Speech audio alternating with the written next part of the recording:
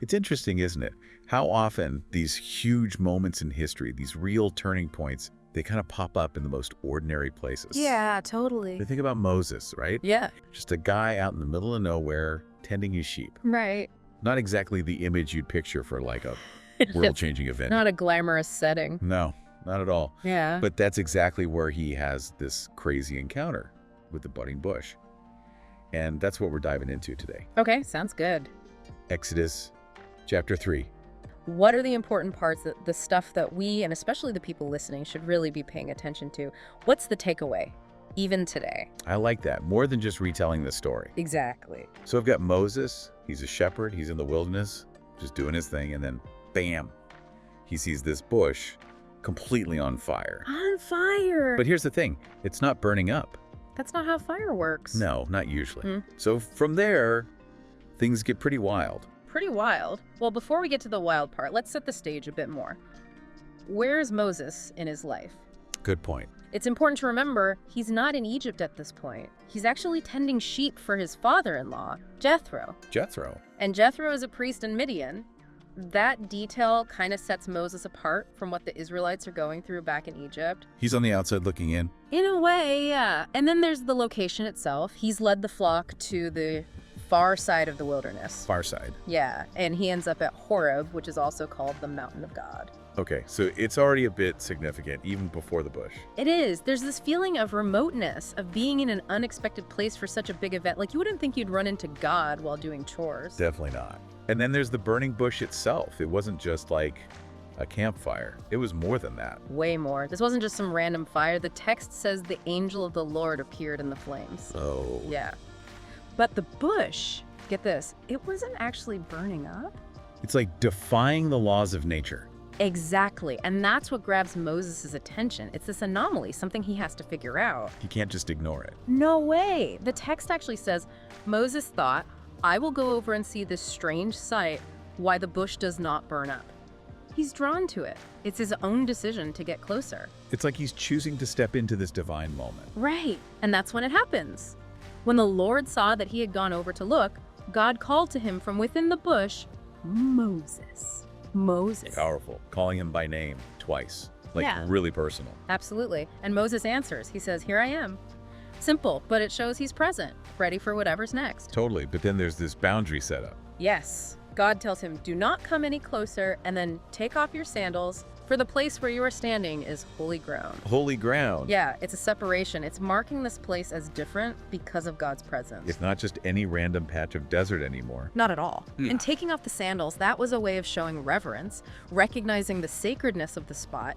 It sets God apart. This isn't just anyone talking to Moses, and then we get this.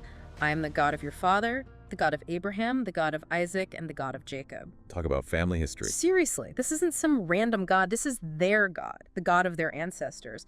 And look at Moses' reaction. At this, Moses hid his face because he was afraid to look at God. He's overwhelmed. Totally. That ancestral connection, the divine presence, it's all too much.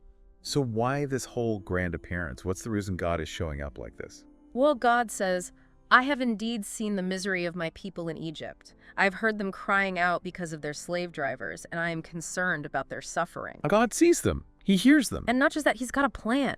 God says, so I have come down to rescue them from the hand of the Egyptians and to bring them up out of that land into a good and spacious land, a land flowing with milk and honey, the home of the Canaanites, Hittites, Amorites, Perizzites, Hivites, and Jebusites. He's got the specifics even. Right. It's a real place, not some vague idea, and he's not messing around. He says, and now the cry of the Israelites has reached me, and I have seen the way the Egyptians are oppressing them. It's time to act. And that's where Moses comes in. Big time. God tells him straight up, so now, go. I am sending you to Pharaoh to bring my people, the Israelites, out of Egypt. Whoa. Talk about a life change. Seriously. From sheep herder to, like, liberator of a nation. Yeah, it's a lot to process. And Moses, he's honest about it. He says, who am I that I should go to Pharaoh and bring the Israelites out of Egypt? He's human. He doubts himself. We all do, especially when faced with something huge. I can relate to that, but God reassures him. Absolutely. He says, I will be with you, and this will be the sign to you that it is I who have sent you. When you have brought the people out of Egypt, you will worship God on this mountain. That promise of being there with him, that's key. And the sign, it points back to this very spot, the place where this whole thing started. Amazing. But then Moses brings up something really practical, something that's probably on everyone's mind. Yeah, he thinks about how this is all going to play out. He's going to go to the Israelites and say, "The God of your fathers has sent me." But what happens when they ask, "What's his name?" They're going to want proof. Right. He needs something to back up his claim. And then we get one of the most powerful moments in the whole Bible. God answers. He does. He says, "God said to Moses, I am who I am. This is what you are to say to the Israelites. I am has sent me to you." I am who I am. It's so simple, but so profound. It really is. It speaks to God's self-existence, his eternal nature, his being beyond any definition we can put on him. And it's sometimes translated as, "I will be who I will be," which adds another layer to it. Like God is always present, always becoming. Exactly. And then he connects this to their history, their identity. He says, "Say to the Israelites, the Lord, the God of your fathers, the God of Abraham, the God of Isaac, and the God of Jacob, has sent me to you.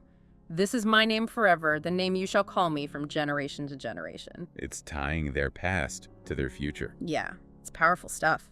So Moses has his mission. He has the name. Mhm. But what's next? What are the practical steps? Well, God gets into the details. Okay. He tells Moses to go to the elders of Israel. The leaders of the community. Right. He's got to tell them that he's seen God and that God has promised to lead them out of Egypt to that land flowing with milk and honey. He even lists all the groups living there again: the Canaanites, Hittites, Amorites, Perizzites, Hivites, and Jebusites. Just to drive the point home, I guess. It's a real place with real Yeah. people. Yeah, so they've got to get the elders on board, but then there's the Pharaoh situation. Right. He's not just going to let them walk out. No way. God knows that. He tells Moses, "But I know that the king of Egypt will not let you go unless a mighty hand compels him." They're going to face resistance. Big time. But God has a plan for that too. He says, "So I will stretch out my hand and strike the Egyptians with all the wonders that I will perform among them. After that, he will let you go." So that's where the plagues come in. Yep. God's going to intervene in a big way. Dramatic. But there's one more detail I found interesting. What's that? The Egyptians, they're not just going to let the Israelites leave empty-handed. Oh, right. God tells Moses, "And I will make the Egyptians favorably disposed toward this people, so that when you leave, you will not go empty-handed.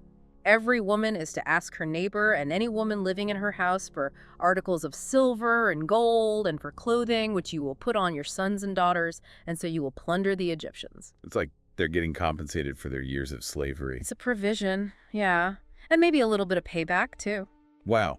So what have we learned from this whole encounter?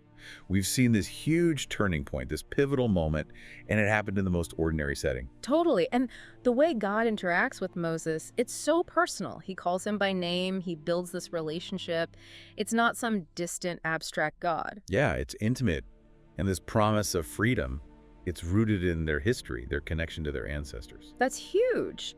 And we're introduced to God's name, this incredibly significant name, I am. It's mind-blowing, really. It is. And to think this whole event, this burning bush in the wilderness, it sets in motion this monumental story, this whole narrative that shapes history and theology. It's kind of like the ordinary becomes extraordinary. Exactly. It makes you think, what about our own lives? Yeah, what are our burning bushes? What are we overlooking? What are the things that seem ordinary, but maybe they're not? What missions might be waiting for us, even if we feel totally unqualified? Even if we're scared, like Moses. Right. What if we acknowledge that there might be something bigger at work, something beyond ourselves? Something that could be shaping our paths. Maybe the really amazing stuff, the extraordinary, it doesn't always come with fireworks and trumpets. Maybe it comes as a whisper from a bush that's on fire but doesn't burn. And that's a good one to think about. Yeah, it is. Thanks for joining us, everyone. Until next time, keep thinking, keep questioning, and keep exploring the ancient stories that still resonate with us today.